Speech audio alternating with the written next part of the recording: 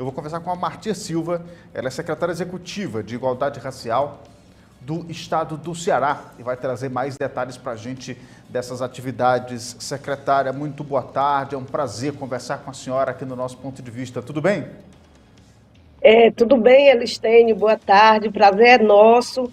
E ainda mais falando de um evento tão importante para as políticas de igualdade racial no Ceará, e é um momento também que a gente amplia a participação social, o controle, porque é um momento de participação democrática, as conferências elas acontecem, e agora nesse momento a gente realizando as etapas regionais, e em Madalena, reunindo o Sertão Central e o Sertão de Canidé, exatamente para que possamos, no próximo período, ter diretrizes, ter metas para as políticas de igualdade racial no Ceará e também no Brasil, porque em setembro realizaremos em Brasília a Conferência Nacional da Igualdade Racial, assim como no Ceará, em agosto, a Conferência Estadual. Então, é o momento de preparação. Tivemos bastante mobilização, divulgação do evento, para que ele seja muito participativo, e com isso contamos também com um apoio fundamental da Prefeitura de Madalena, que apoiou a gente sediando essa conferência. Secretária, quais são os principais pontos debatidos nessa conferência regional? Quais são as principais pautas e demandas que serão discutidas, obviamente apresentadas, nessa plenária regional e que deverão ser levadas para a conferência estadual e, obviamente, consequentemente, para a conferência nacional? O tema central da conferência é democracia, direitos, equidade e justiça racial. Mas o evento ele se divide em vários eixos que reúnem grupos de discussão, e desses grupos saem propostas, posicionamentos, para a conferência estadual e posteriormente para a conferência nacional. Então, nós vamos discutir segurança, justiça tributária, equidade racial, vários aspectos que envolvem o acesso da população negra, da população quilombola, cigana e povos de terreiro às políticas públicas e aos direitos sociais universais, mas também, Elistênio, na perspectiva de que essa população ela é historicamente discriminada em função do racismo estrutural no nosso país, e que é preciso que o poder público, Estado e sociedade em conjunto, tenham essa compreensão, tenham a consciência de que o racismo ele funciona, lamentavelmente, entre nós, como barreira de acesso a direitos. Então,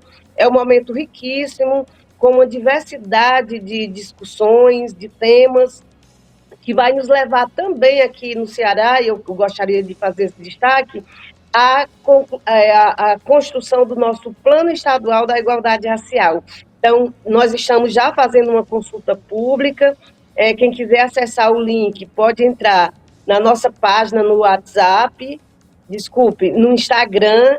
Lá tem um link onde as pessoas podem apontar propostas e participar da construção do plano estadual, que no próximo decênio vai conduzir as nossas políticas de igualdade racial. Então, é realmente um momento que nós consideramos de grande relevância, porque não é só o poder público pensando o que fazer para essas populações racialmente discriminadas. É uma chamada para que a sociedade venha, participe, opine, dê suas diretrizes e depois ter as condições de realizar, de fazer o controle social, porque, evidentemente, esse é o grande mecanismo da democracia.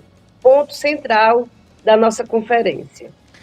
Isso é muito importante, secretária, essas conferências, de ouvir essas comunidades, ouvir os municípios aqui da nossa região do Sertão Central, porque às vezes a gente fala no tema racismo, mas a gente acaba se pregando a situações nacionais ou coisas que acontecem nacionalmente ou fora de uma realidade que aparentemente parece ser distante da nossa, mas na verdade a gente tem que trabalhar esse combate diário à discriminação e ao racismo dentro da escola, dentro do bairro, na rua, no trabalho, nas nossas relações pessoais, com a nossa família, e é uma atividade constante na busca efetiva de levar, obviamente, políticas públicas necessárias, sobretudo para as comunidades mais vulneráveis.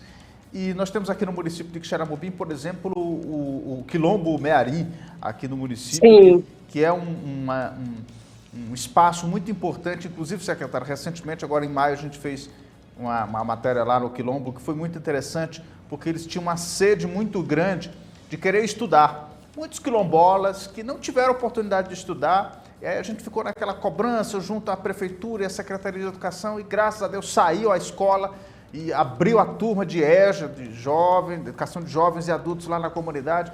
Queria que a senhora visse a alegria da aula inaugural, foi um negócio muito bonito, e levar a oportunidade de ter a escola dentro do quilombo. Então, a construção dessas políticas públicas, ou seja, levar dignidade. Estudar é ter dignidade, e essas pessoas precisam ter essa dignidade também de estudar. E é através dessas conferências que essas políticas públicas e essas demandas, elas podem ser atendidas? É mais ou menos assim, é? É isso, e é perfeito o que você falou sobre a nossa ideia de racismo como uma coisa distante. Na verdade, o racismo ele está presente em todas as nossas relações, desde as intrafamiliares até as relações institucionais. É por isso que nós falamos no racismo institucional, que é uma realidade que atinge todas as pessoas. Eu digo todas as pessoas porque independe da pessoa ser negra, aquela pessoa que não é negra, que é pertencente, por exemplo, a branquitude, que não se identifica como negra, ela está como sujeita das relações do racismo em duas situações. Ela precisa criar consciência para ela não praticar o racismo, primeiro que o racismo é crime, é uma violação à dignidade da pessoa, e ela precisa criar uma consciência de solidariedade, né?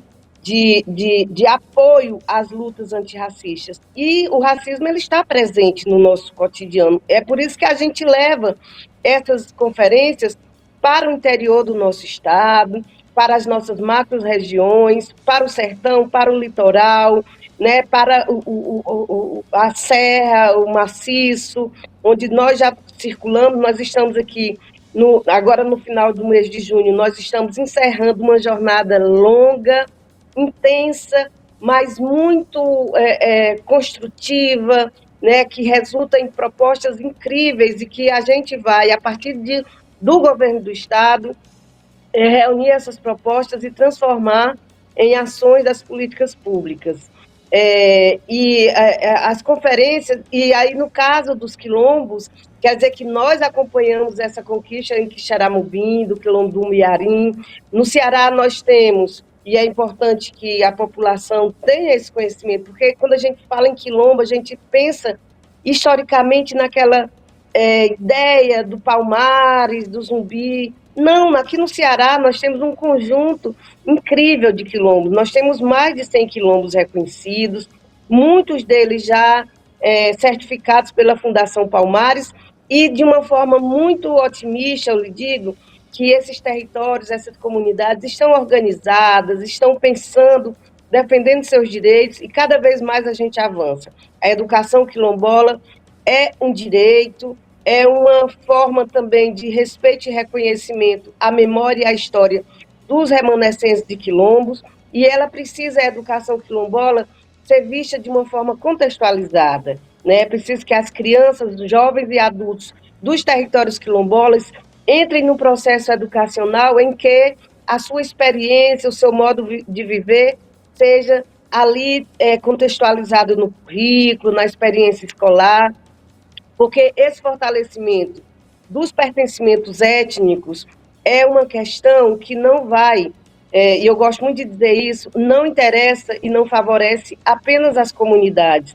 É um enriquecimento cultural, é um enriquecimento econômico, é um enriquecimento ambiental para o próprio município onde os quilombos estão situados. E aí Quixeramobim, que você falou muito bem, é um exemplo, né, de conquista recente, de perspectiva muito positiva, de um futuro que construa cada vez mais acessos, né? A educação é importantíssima, mas a saúde, a assistência social, considerando que hoje a assistência social levanta dados de pertencimento étnico-racial, de raça cor, exatamente para identificar onde está essa população, como ela vive, quais são as vulnerabilidades, quais são as potencialidades, porque também nós não trazemos a população negra apenas na memória do sofrimento, que é fato. Nós tivemos 4 séculos de escravidão no nosso país e está na estrutura da nossa história.